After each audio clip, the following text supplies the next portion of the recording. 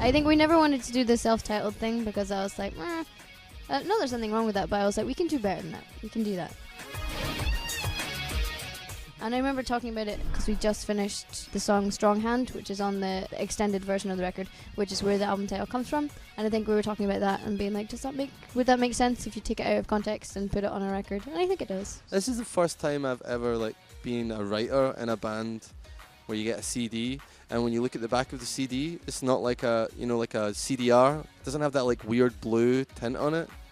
And that was weirdly the most impressive thing to me. I was like, whoa, it's like an actual CD. That's such a strange point to make. Yeah, no, I know what he means, because when you're doing, running off of your own CDRs, you're like, we have to get the plain white ones so no one knows that I bought them in Target or whatever. It was weird to hold it, and I was like, it's so small. It seems like a strange thing to say, but because we've been working at it for so long, then I was just holding this CD in a cardboard sleeve, and I was like, so wee, given the amount of effort we put in it. But then I suppose that the effort is inside the actual CD. So the files are in the computer.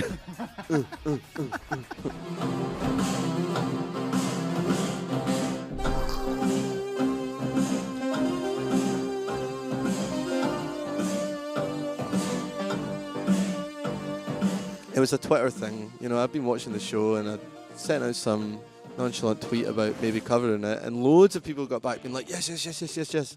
And we were bored in the studio the next day, and I just started playing it on the keyboards, and then Ian came over and we had the drum loop on.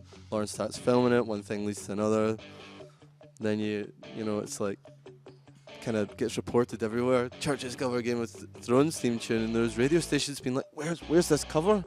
And we're going, it wasn't a cover. It was a joke. And everywhere from bloody Los Angeles to Tokyo asks you about it in interviews. It's fine though, I'm a huge fan of the show, and I hear that they have bands on all the time. I'm free. Honestly, I'm in.